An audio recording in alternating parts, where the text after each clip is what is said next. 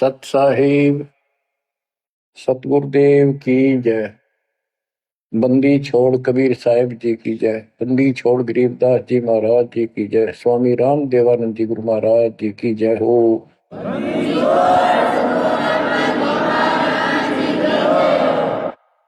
सर्व संतों की जय, सर्व भक्तों की जय, धर्मी पुरुषों की जय। श्री काशी धाम की जय, श्री सुडानी धाम की जय, श्री क्रोथा धाम की जय, श्री बरवाड़ा धाम की जय। सत साहिब गिरिव नमो नमो सत पुरुष को नमस्कार गो की नहीं। सुर नर मुनि जन साधु संतों सर्वस दीन। सतगुरु साहिब संत सब दंडोतम प्रणाम। आगे पीछे मद हुए तिनको कुर्बान। बच्चों, धन्य है आपके माता पिता जिससे जन्म हुआ। धन्य है आपके पिछले जन्मों की भक्ति और संयम। उसी के परिणाम स्वरूप आज आप परमात्मा की शरण में आए हो। लख वर्षूरा जूझ ही लख वर्षा मध्य लख वर्ती जहान में तो सतगुरु से मांगे। भावार्थ है कि आप इतने अच्छे धर्म कर्म वाले व्यक्ति रहे हो, लेकिन मोक्ष नहीं मिला। मोक्ष न मिलने का कारण परमात्मा पे अविश्वास रहा। जिस भी धर्म में जब जाति के अंदर हम जन्मे, हम उन्हीं क्रियाओं को उत्तम मानते रहे। परमात्मा के ज्ञान से प्रेरित होकर कुछ दिन भक्ति जरूर की, लेकिन एक से अनेक अधिक नहीं थे हम, फिर हम रह जाते थे। लेकिन ये परमात्मा हमारे पिता हैं कबीर साहब, हमारे सच्चे साक्षी हैं, हमारे एकमात्र हितैषी हैं इन काल के 21 ब्रह्मांड रूपी नरक में। बच्चों, कबीर साहब कहते हैं झूठे सुख को सुख कहे ये मान रहा मनमोद। ये सकल कभी ना काल का कुछ मुख में कुछ क्रोध। हम इस झूठे सुख को सुख मान रहे हैं। थोड़ा सा धन हो गया, कार कोठी होगी, बेटा बेटी होगी, और फिर सारा दिन बकवादों से अतिरिक्त कुछ नहीं सोचता। धन जोड़ लो, हेरा फेरी कर लो, और अधिक पैसा हो जाता है, राजनीति में आ जाऊं, यानी मई माँ की भूख बनी रहती है।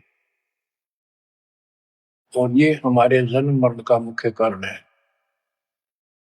जैसे आप धर्मदास जी के प्रसंग में सुन रहे हो, कितनी तड़प थी, कितना धन था, लेकिन कुछ भी बन ले, राजा बन ले, महाराजा बन ले, सेठ बन ले, और ते गरीब निर्धन बन। अब निर्धन को तो वैसे संतुष्टि नहीं हो चाहता, धन चाहिए। धन है तो सुख है। जिसका संतान नहीं है वो चाहता संतान है तो सुख है। कोई सेठ धनवाला सोचता है कि मुझे कोई सुख नहीं। सुख तो इन राज्य महाराजों को होता है। राज्य महाराजों को सुपने में भी सुख नहीं होता। बच्चों, यह बात जिस दिन आपके हृदय में बैठ जाएगी कि ये सुख है ही नहीं, रात को भी नींद नहीं आती इन राजाओं को, नेताओं। लेकिन कुछ दिन कमांड चलती है इनकी, इसी में फूले रहते हैं। फिर ये भी सोचते हैं कि स्वर्ग में सुख होगा। स्वर्ग के राजा इंद्र, वो भी महादुखी, 24 घंटे टेंशन रहती है, कोई तप करता है और तेरे राज न छीन ना ले। स्वर्ग का राजा नीचे यज्ञ करके या तप करके बनता है, और उसमें एक शर्त होती है कि तेरे शासन के दौरान, तेरे शासन काल में यदि कोई पृथ्वी पर ऐसा तप कर लेगा जो खंड ना हो, कुछ समय निर्धारित है, और 100 अश्वमेध यज्ञ निर्बाध कर गया तो तेरी पदवी को छीन लिया जाएगा, उसको ये पद दिया जाएगा। तो बच्चों, उस राज को बनाए रखने के लिए इंद्र कभी हद भी पार कर देता है, अति कर देता है, इज्जत बेइज्जती का सवाल भी नहीं रहता। एक प्रसंग आता है, मार्कंडे गोसाई तपस्या कर रहे थे बंगाल की खाड़ी में। इंद्र को पता चला कि एक साधक मार्कंडे बहुत जबरदस्त तप कर रहा है और कुछ दिनों में उसका तप संपूर्ण होने वाला है और तेरी गद्दी जाएगी। उसने अपने देवता गुप्त रूप में गुप्तचर छोड़े होते हैं। इंद्र ने अपनी पत्नी भेजी उसका धर्म खंड करने के लिए। कति अंत हो जाता है आदमी जब अपनी पत्नी को परपुरुष के पास भेजता है, यह कति गिरावट की अंत आ जाता है। इतना जलील होना पड़ता है इस राज्य को बनाए रखने में, और वो भी हार जाती है। फिर इंद्र जाता है। ये लंबी कथा है, फिर कभी बताएंगे। मार्कंडे ऋषि इंद्र की पदवी को टारगेट करके तप नहीं कर रहा था। ये ऋषि क्या करते रहते हैं, ओम नाम का जाप करते हैं और तप करते हैं। तब तो इन्होंने ब्रह्मा जी से लिया। ब्रह्मा जी कमल के फूल पर बैठे थे। जब वो होश में आए, कमल जल पे होता कमल का फूल, सब जगह जल ही जल था। आकाशवाणी हुई कि तप करो। यह आकाशवाणी उसने भगवान की मानी। 1000 वर्ष तप किया। फिर आकाशवाणी हुई सृष्टि रचो, यानी जीव उत्पत्ति करो। तो कहने का भाव ये है बच्चों, फिर बाद में इनको वेद मिले, ब्रह्मा ने वेद पढ़े। ये सारे ब्राह्मण ब्रह्मा की संतान है। इनका सबका गुरु ब्रह्मा जी है। ब्रह्मा जी ने इनको बताया ओम नाम का जाप वेद में लिखा है। बच्चों, ब्रह्मा जी ने वेदों को पढ़ा। उसमें यजुर्वेद अध्याय 40 मंत्र 15 में ओम नाम है। चारों वेदों में कहीं और दूसरा नाम नहीं, ना दोबारा ओम नाम का जिक्र है। तो इन्होंने ओम नाम तो वेदों से ले लिया और तब आकाशवाणी मान ली भगवान की ब्रह्मा जी ने। तो ऋषियों ने उसी आधार पर साधना की। मार्कंडे भी वही डले हो रहा था। उसको इतना जरूर पता था कि इंद्र का राज एक अन्य गानी ओम के जाप से ब्रह्मलोक प्राप्ति होती है। तो वो ओम नाम का जाप करता था, उधर से वो तप भी करता था। ओम नाम के जाप से ब्रह्म लोक प्राप्त होता है। गीता अध्याय 8 श्लोक 13 में गीता बोलने वाला प्रभु कहता है, ओम इति एक अक्षरम ब्रह्म विवहारं मां मनुसमरण ये पर्याति तजन देहम स याति परमाम गतिम। मुझ ब्रह्म का केवल एक ओम नाम है, जो इसका अंतिम सांस तक भक्ति करते हुए शरीर छोड़ के जाता है, वो ओम नाम से मिलने वाली परम गति यानी ब्रह्मलोक को प्राप्त होता है। ब्रह्मलोक प्राप्त होता है, ये कहां प्रमाण है? श्री देवी महापुराण। श्री देवी जी दुर्गा जी राजा हिमालय को बताती है। राजा हिमालय कहता है जी मुझे मोक्ष मार्ग बताओ। वो देवी का परम भगत था। देवी ने राजा हिमालय को बताया कि ओम नाम का जाप कर, इससे ब्रह्म की प्राप्ति होगी। दिव्य आकाश रूपी ब्रह्म लोक में रहता है। इति सिद्धम, ओम नाम के जाप से ब्रह्मलोक प्राप्ति है। गीता अध्याय 8 श्लोक 16 में लिखा है कि ब्रह्मलोक में गए साधक भी पुनरावृत्ति के अंदर है, दोबारा जन्म मृत्यु में आते हैं। अब जो साधना कर रहा है उसको कति उत्तम मान कर कर रहा है, ना तो करे को नहीं, इच्छा ही नहीं बना उसकी। बताओ, इनको ये नहीं बता तुम कर के रहे हो, इसका प्रतिफल क्या हो। एक कथा सुनाऊं, छोटा सा चुटकुला, सच्चाई है, चुटकुला नहीं, उदाहरण। दास के पास एक बहन अपनी दूसरी बहन को लेके आई। उसका पति शराब पिया करता और रोज पीटे, झगड़ा रखे। तो जो लेके आई थी उसका पति भी इतना नालायक था। परमात्मा ने दया करी, वो सुधर गया और तगड़ी भक्ति करने लग गया, खूब सुधर गया। चर्चा होगी गांव में। तो वो बहन बोली जी मैं तो अपनी बहन को देख के आई हूँ, इसके तो सारे सुख हो गए। मैं बेटी आपके भी होंगे, आपको ये हमारी मर्यादा का पालन करना पड़ेगा। वह बोली जी मैं ये व्रत ना छोड़ दूं, 16 शुक्रवार के व्रत करती हूँ। 16 शुक्रवार के व्रत करने हैं, वो तो 5-6 हुए हैं मेरे। मैं बोला बड़ा नाम लेना बेटी, वो सब त्यागने पड़ेंगे। ये व्रत रखती किस उद्देश्य से है, क्या लाभ होगा आपको। फिर तो वो बहन बोली जी बताई थी किसी ने, अब तेरा पति शराब छोड़ देगा।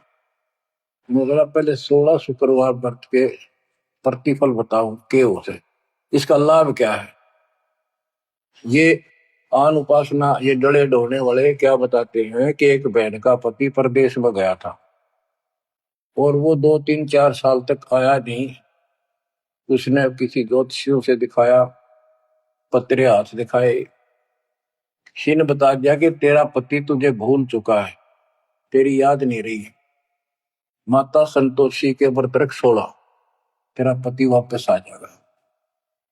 उसने व्रत रखने शुरू किए शुक्रवार के 16वें दिन, 16वें व्रत वाले दिन वापस आ गया। ये है इसका फल। और मैं बोला तेरा पति रोज आवे रोज कूटे, गड्ढेगी तू इस बता के फूकेगी बर्ता, बुद्धि कान रखेगी तुम्हारी। तंती रखना नहीं चाहिए, 2-4 दिन ना हो तो बढ़िया, पिटाई देना हुआ। कहने का भाव यह बच्चों, इन गुरुआ गांव बिगाड़े संतो गुरुआ गांव बिगाड़े, ऐसे कर्म जीव का लागिए ईव जड़े नहीं जाड़े। तो मार्कंडे ऋषि इंद्र से कहता है, इंद्र तू इंद्र की पदवी छोड़ दे, अगले जन्म में गधा बनेगा। इंद्र कहता जी फेर की फेर देखी जाएगी, तो मौज करने दो। बता हमारी बुद्धि यहां तक सेट हो चुकी है, फेर के देखी जाएगी, गधा बने पाछा तो कुमार देखेगा, कड़म मारेगा लठ, 2.5 मिनट का धरेगा सामान कमर पे। मार्कंडे ऋषि उसको कहता तू मेरे वाली साधना कर ले, तुझे ब्रह्म लोक पहुंचा दूंगा। बच्चों वो कहते हैं ना, बेड की लात गुडने तले तले, ये कहीं जा लो, इनका ये इतना ज्ञान है, इतनी इनकी अंतिम भक्ति है। अब प्रसंग चल रहा है धर्मदास जी का। ये जड़े धर्मदास जी ने खूब डोलिए थे, और जब आंख खुली होए होए होए, अब परमात्मा उनको छोड़कर चले गए। दोनों पति पत्नी देखते ही रह गए, आंखों में आंसू टपक रहे थे। ओझल हो गए भगवान जब गली से अंदर आए, रागा खूब रोए अंदर बैठ के। ताकि पता नहीं आऊंगे कि ना आऊंगे ना, ये गांव नाम बताते, ये भी कमाल हो गया। परमात्मा कराते आए तो धर्मदास जी ने बोले खुशी मनाई, शरण पकड़ के बहुत कुछ प्रश्न उत्तर किए। आखिर में कहने लगे धर्मदास जी, हे प्रभु अवगत कला तुम्हारी, हम है कीट जीव वे बिचारी, सत्य लोग तुम वर्ण सुनावा, शोभा पुरुष अनसन सत भावा। हे परमात्मा आपने सतलोक बताया, आपने परमात्मा की शोभा बताई, रहने वाले हंसों का भी बड़ा गजब का सुख बताया।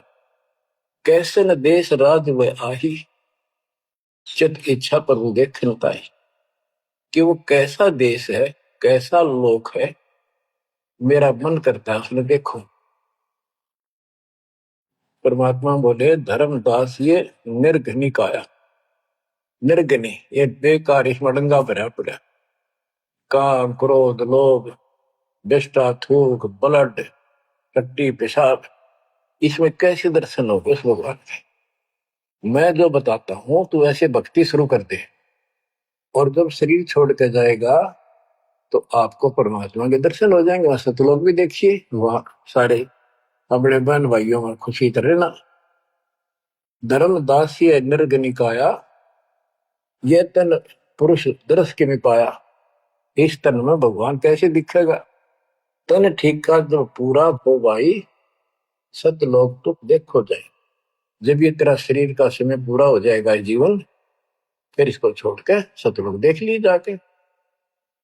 धर्मदास के चरण निहोरा, हे प्रभु दर्शा मिटाहो मोरा। शरण टेक प्रभु विनय तो ही, पुरुष दर्श बिन कल नहीं मोही। दोनों चरण पकड़ के धर्मदास ने बोला, ये भगवान एक में दिखा दो, मेरी यह भगवान के दर्शन की प्यास मिटा दो, उसके दर्शन बिना मुझे एक पल भी चैन नहीं होगी। परमात्मा बोले, भाई मैं ही हूं प्रभु, सारी सृष्टि का मालिक मैं हूं, मैं आपका गुरु हूं। दीक्षा दी धर्मदास जी को मेरे, मैं आपका गुरु हूं, मैं आपका भगवान हूं, मैं सत्पुरुष हूं और मेरा ही नाम कबीर है।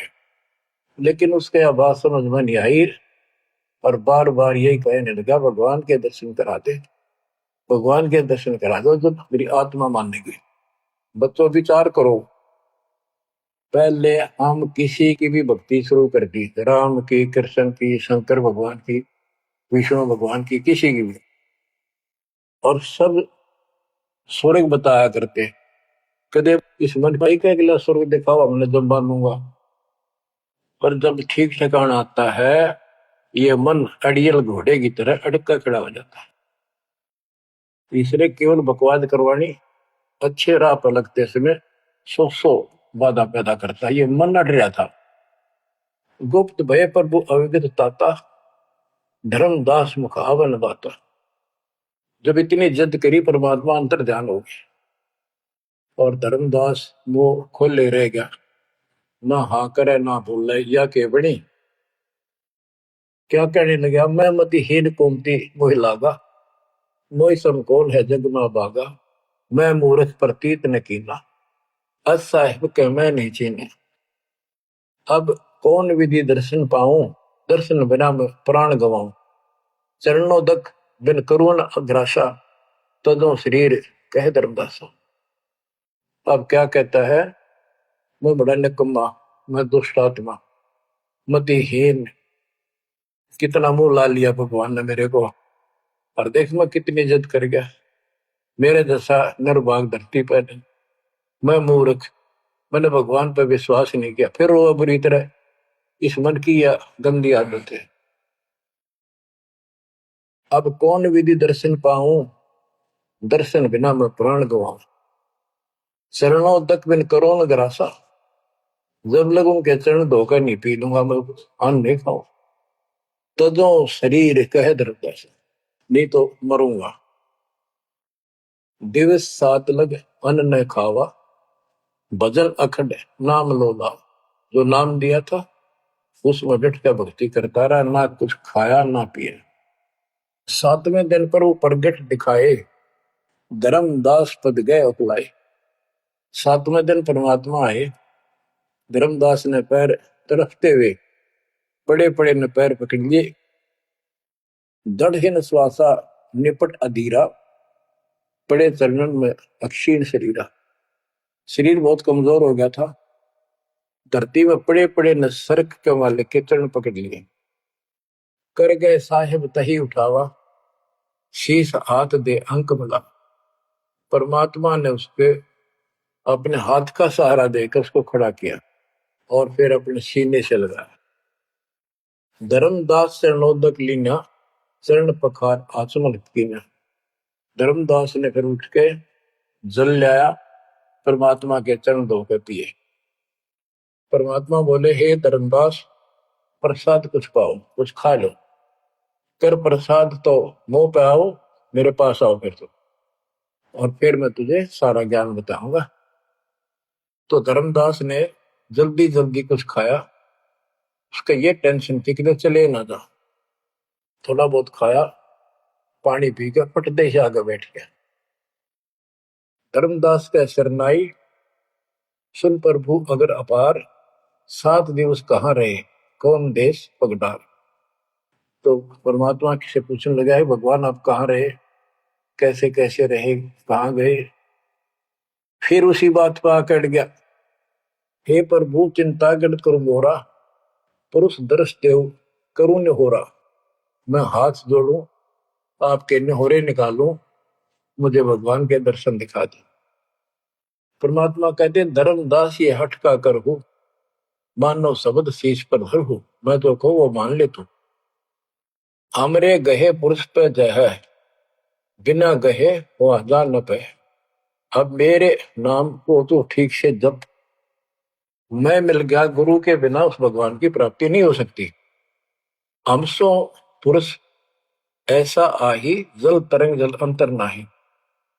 कि भगवान मेरे में इतना अंतर समझ ले, इतना भी अंतर नहीं है। जैसे समुद्र से लहरें उठती है, लहर और जल अलग नहीं होता। बच्चों, धर्मदास जी को खूब समझाने की चेष्टा की कि हमरी सूरत गहो चितलाई, तभी पुरुष पथ दर्शन पाई। मेरे को भगवान रूप समझो, तब मालिक की प्राप्ति होगी। से हृदय प्रतीत असाने, गुरु और पुरुष भिन्न नहीं जाने। गुरु और परमात्मा को अलग नहीं समझा, तो शिष्य में ऐसी श्रद्धा होनी चाहिए। जब लो चित असरीति ने आवे, जब लग ऐसा भाव नहीं होगा, तब लग जीव लोक नहीं सतावे। धर्मदास चित बहु सकाने, चल टेक वो विनती ठाने। सारा कुछ कह लिया भगवान ने, पर उसने अपनी बात को ऊपर रखा। परमात्मा भी चाहते थे कि मैं एक अपना आई विटनेस तैयार करूं। हे प्रभु, सत कहो तो पाही, तुम ते कुछ तुस्ताई नहीं। मोरे तुम पुरुष हो स्वामी, यम ते छुड़ाओ अंतर्यामी। हो प्रभु, वर्णव लोक की शोभा, ताते आदि मोर मन लोभा।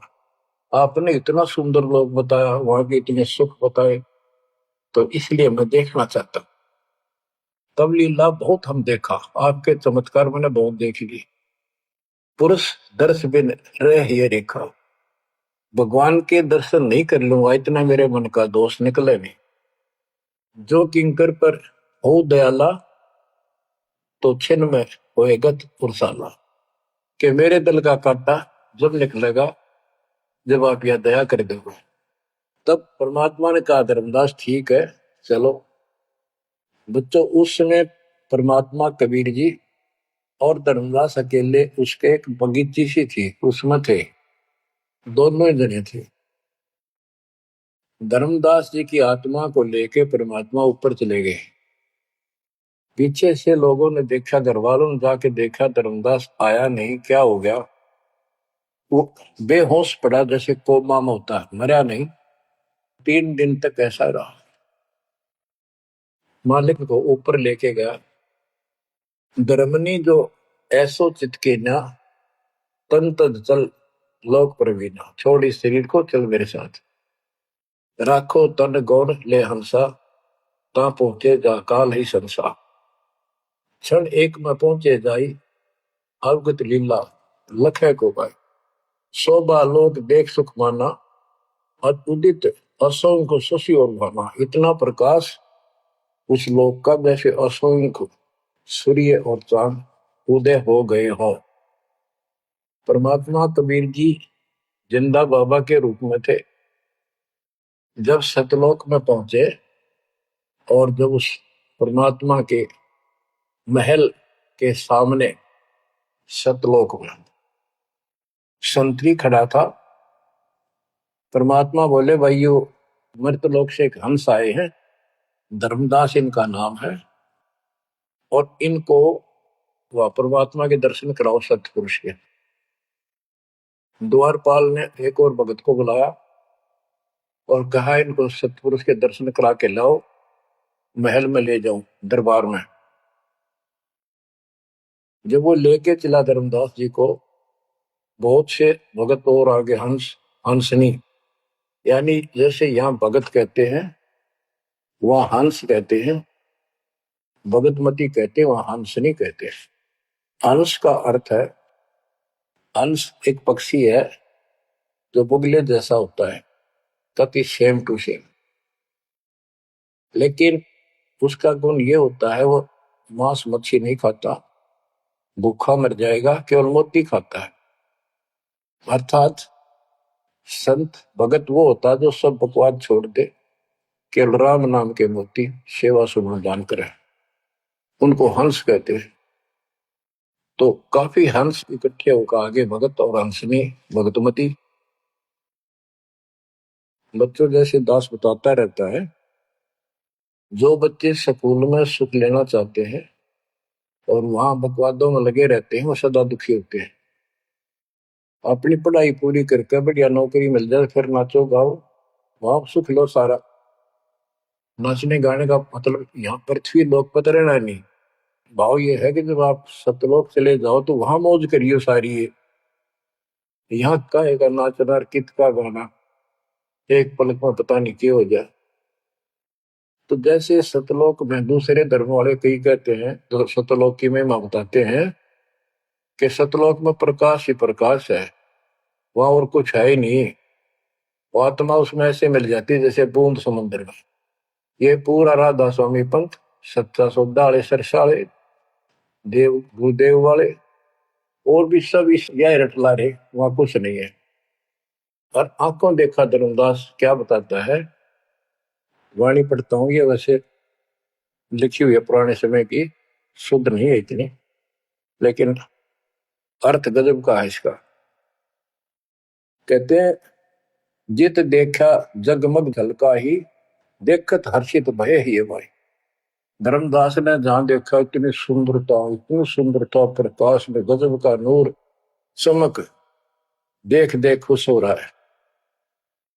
द्वारपाल हंस जो रहिया, ताम एक हंस से कहिया, ए हंस तुम जाओ लेवाई, पुरुष दर्श दे आनो भाई। इसको धर्मदास को ले जाओ, परमात्मा के दर्शन करा के वापस यहीं ले आना। चले लिवाए पुरुष पे जहां, अचानक हंस वो आए तब ही, वहां बहुत से अचानक और हंस आगे वक्त। करत कोलाहल मंगल चारा, शोभा अद्भुत अंग अपारा। ओहो, उनके जो वहां पर भगत आए और भगतनी आई, इतने गजब के सुंदर शरीर देखते ही बने। उनके गले में रत्नों की माला और जगमग दे, बहुत गजब का, बहुत सुंदर कपड़े पहन रखे, अमर चीर शोभा धर्माए। अनसन भाल शोभा के वर्णों, धर्मदास कहता है कि उन हंसों के माथे की शोभा क्या बताऊं, बहुत गजब की। रवि करतारों षोडश चंद्र भाल छिवि लहू, यानी 16 चंद्रमा का प्रकाश हो उनके माथे की, इतनी चमक थी, इतना नूर था। हंस कांति प्रतिरोम प्रकाशा, हीरा मणि उदित रोमासा। उनके शरीर की इतनी गजब की शोभा थी, प्रत्येक की रोम रोम की जैसे हीरा मोती चमक रहे हो। उनके शरीर का प्रकाश षोडश रवि, अनसन छवि मोहा, देह प्राण शुभ अमृत शोभा। उनके शरीर की शोभा 16 सूर्यों के प्रकाश जितनी थी। अब वहां भगवान के दरबार में पहुंच जाते हैं वो लेकर के, सिंहासन से भी देखत मनमोहा। ओहो, सुरती हंस अग्रानी अगाने, सत्य पुरुष सकल देखत अरसाने। वहां लेकर गए नाचते गाते हुए, जब उसने भगवान को देखा, धर्मदास जी ने तरह गजब का प्रकाश, एक रोम शरीर के बाल की चमक, करोड़ सूर्य करोड़ चांद मिला दे। एक रोम रवि शशि कोटि सा, एक रोम की शोभा करोड़ सूर्य और चंद्रमा जैसी। पुरुष प्रकाश सतलोक अंजोरा, ताने पहुंचे निरंजन चौरा। कि उस सतलोक का इतना सुंदर प्रकाश है, वह ऐसी व्यवस्था है कि वहां ये काल निरंजन ये चोर नहीं जा सकता, यानी इसका वहां भय नहीं है। अब सुनो, 4-5 पंक्तियों में कमाल कर दिया। पुरुष कबीर देखा एक भाई, धर्मदास पुन रहे लज्जाई। वहां पर परमात्मा तो सतलोक का मालिक, असंग ब्रह्मांड के तकत पर सिंहासन पर विराजमान था, वो वही सूरत थी उनके साथ धरती से नीचे से आया था। ओहो, देखो ये तो लिखा कबीर सागर में, ये वो सुना रहा हूं। और वास्तविकता आपको बताई कि परमात्मा स्वयं उसको साथ लेकर गए और वो चौर करने लगे उसके ऊपर। हमने इसका रस निकालना, सारा रस निकालना है। कबीर सागर का बहुत अड़ंगा कर रखा है इन्होंने, फिर भी हमने निष्कर्ष देखना है जब धर्मदास जी ने देखा कि ये कबीर इनका सेवक है और ये है भगवान, उसमें रूप दो थे। जब परमात्मा खड़े हुए और जिंदा बाबा वाला रूप उस तख्त पर विराजमान हुआ, बच्चों जिसको धर्मदास भगवान मान रहा था वो खड़े हुए सतपुरुष और परमात्मा जिंदा बाबा वाले वेश सिंहासन पर विराजमान थे, और वो चवर लेकर खुद परमात्मा उस कबीर जिंदा बाबा पर करने लगे। धर्मदास का आश्चर्य का ठिकाना नहीं कि अभी भगवान यो है कि ये है। इतने में वो जिंदा बाबा में समा गए जिसको वो सतपुरुष दिखाई दे रहे थे, और वो शोभा जो कि तू जिंदा बाबा वाले शरीर की होगी। अब कहते पुरुष कबीर देखा एक भाई, धर्मदास बहुत ही लज्जाई, वहां मुझे प्रतीत नहीं आई, हे परमात्मा कैसी कुमुख हिम्मत छाई। धर्मदास कहता हुआ मुझे विश्वास नहीं हुआ, ये महाराज कह रहे थे भगवान मैं परमात्मा हूँ, मैं सारी सृष्टि का रचने वाला हूँ, मेरा नाम कबीर है, असंग ब्रह्मांड का स्वामी हूँ। अब धर्मदास जी कहते हैं भगवान कबीर पुरुष एक यहाँ छिपाए, सत्य पुरुष जगदास का है, धाये चरण गो अति सकुचाई, हे प्रभु हम परिचय तब पाई। हे परमात्मा अब आपको मैंने पहचान लिया, ये शोभा कस वहां छिपाओ और कस नहीं जग में प्रकट दिखावा। आपने ये शोभा वहां क्यों छुपा रखी है, वहां क्यों नहीं दिखाते, इसलिए लाखों ये अपनी असलियत को, आपके वास्तविक शरीर की शोभा को। परमात्मा बोले धर्मनी जो वही छवि जग जाऊं तो ही विकल निरंजन राव, यदि मैं इस शोभा युक्त नीचे जाऊं तो काल निरंजन पागल हो जाए।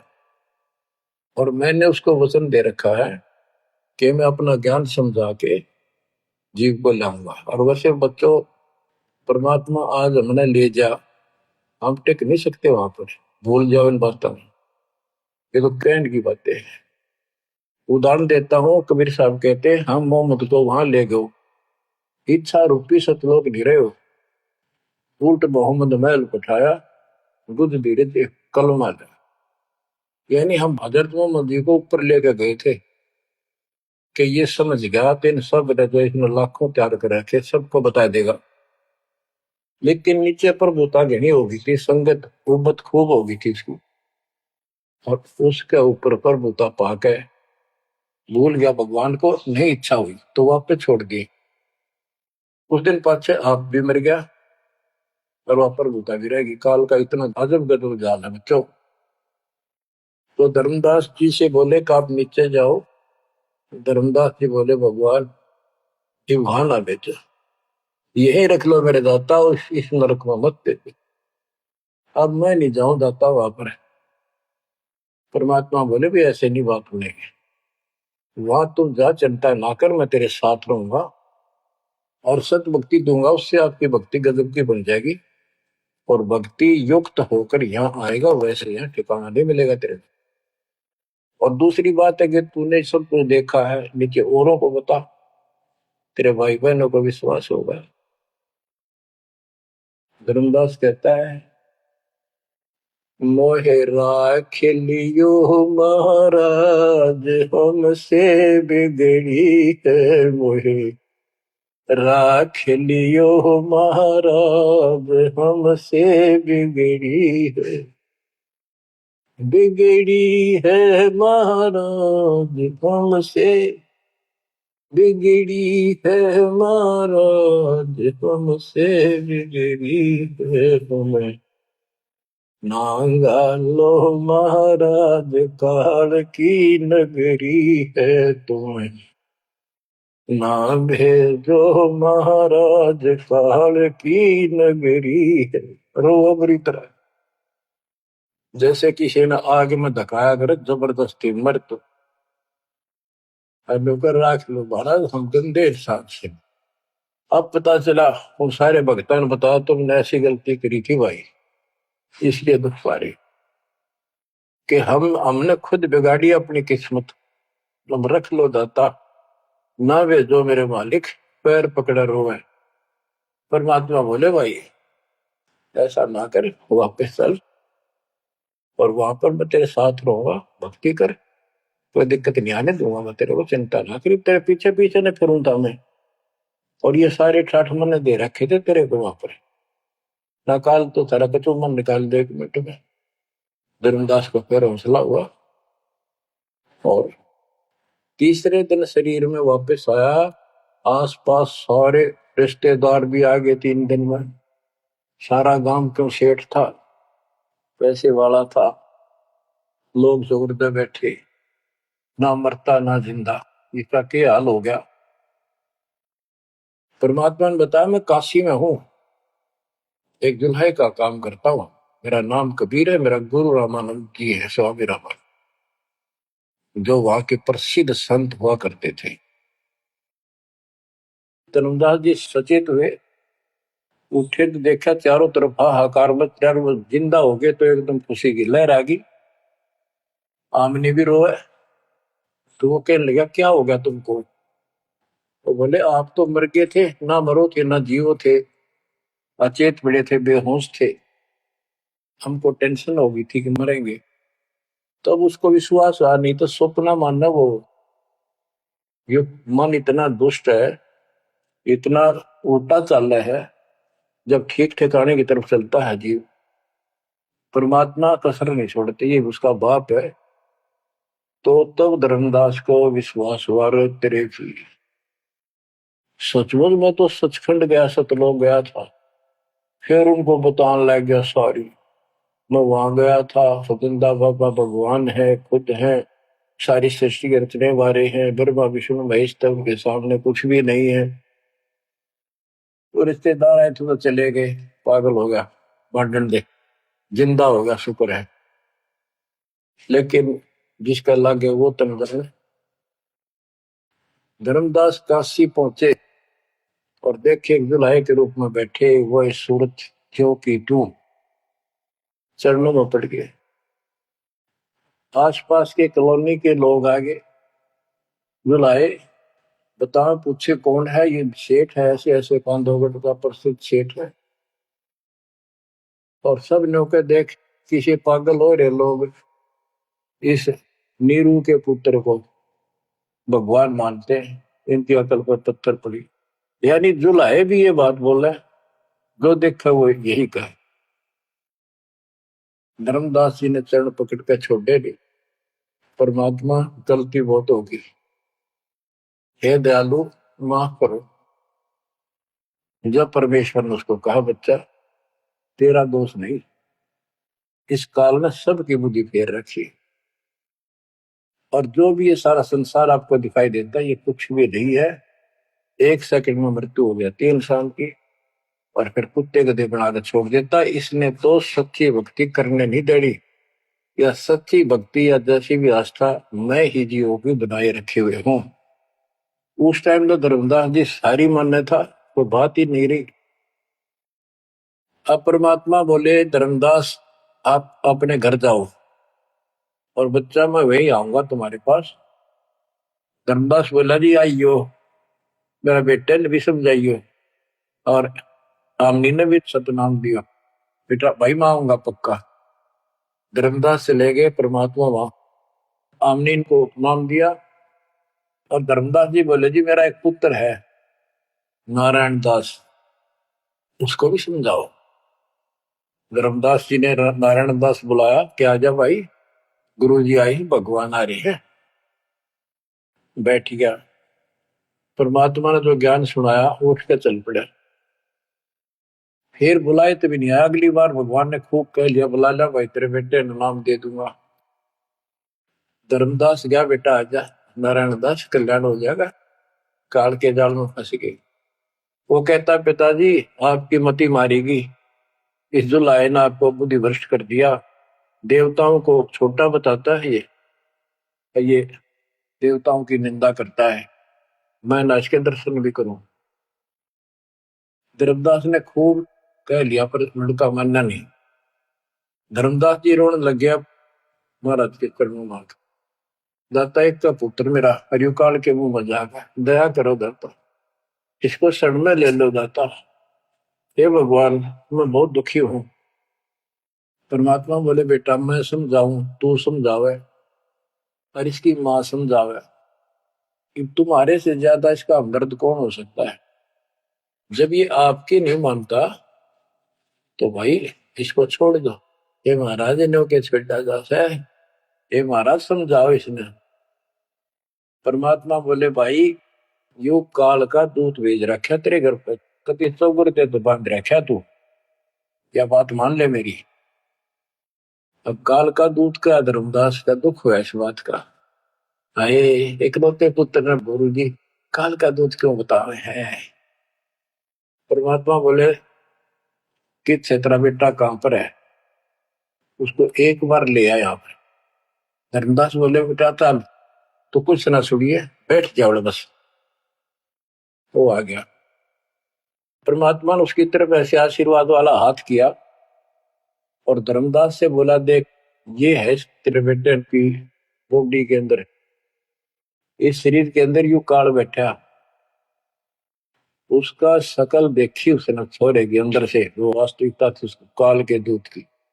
ओछा माता, लंबे दूत, विकराल शरीर। परमात्मा बोले यू बैठा इसके अंदर, यू काल का दूत है, ये कभी भी नाम नहीं लेगा ना तेरे साथ चलेगा।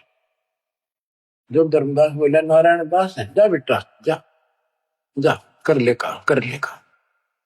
चरणों में पड़ गया, भगवान मेरा तो बीज नष्ट हो गया, हे भगवान मेरा तो वंश ऊपर चलेगा, बताइए काल पैदा हो गया मेरा तो। परमात्मा बोले वंश ने के चाटेगा, तू पीछा छुपवा ले यहाँ से बेटा, क्या करेगा इस वंश का। ये तो काल खाई खुराक का पहल पोशाक का यम का बकरा पड़ता है, लेकिन हमारा तो रंग चढ़ रहा है। लोग के कहेंगे, फलाना के कहेगा, संतान ना हुई तेरी संपत्ति का कैसे होगा। कई बीमारी बांट रखी है, कई रोग ला रखे काल। परमात्मा बोले ठीक है, तेरे को मैं अपना बच्चा अपना हंस भेजूंगा, और आज से 1 साल के बाद तेरे घर में पुत्र उत्पन्न होगा, उसका नाम चूड़ामणि रखना। उस समय बताते हैं धर्मदास की उम्र 80 साल की हो चुकी थी और आमनी देव भी वरदौलिये थे। ये धर्मदास के आप विश्वास हो, ये मालिक हे परमात्मा इस उम्र में कैसे बच्चे होंगे हमारे, हम तो कति व्यर्थ हो चुके हैं। तब दाता ने कहा देख उधर देख, तेरे आंगन में एक छोटा सा बच्चा ऊपर से आया, आंगन में हाथ पैर मारे नो, एक पत्ते के ऊपर लेट गया आके, साथा है वो पत्ता से, ये तेरे घर में 1 साल के बाद आएगा। इतने बहुत दर्दान हो गया, कुछ विश्वास कुछ अविश्वास, परमात्मा की दया हुई। आमनी को गर्भ रहा, 9वें महीने 10वें दिन बच्चा हो गया, नाम चूड़ामणि रखना। और तू कुल की चिंता करता था, तेरा 42 पीढ़ी तक तेरा वंश चलेगा, चिंता ना कर। जब उसका दिल डटा, बच्चों गजब की बातें, तो मैं धीरे धीरे इसको पूरी सुन लो कथा को, आपके बहुत से अंधेरे हट जाएंगे।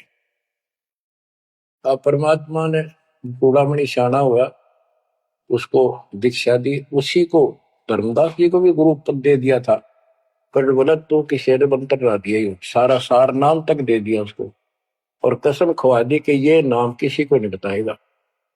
जब धर्मदास डिगमग देखे तो उसके लड़के को गुरु पद दे दिया चूड़ामणि, केवल 5 नाम, ये 7 में से 5 बीच बीच के दिए, और बेटा इसी को तू आगे देता रहना, तेरे गुरु पद दे दिया।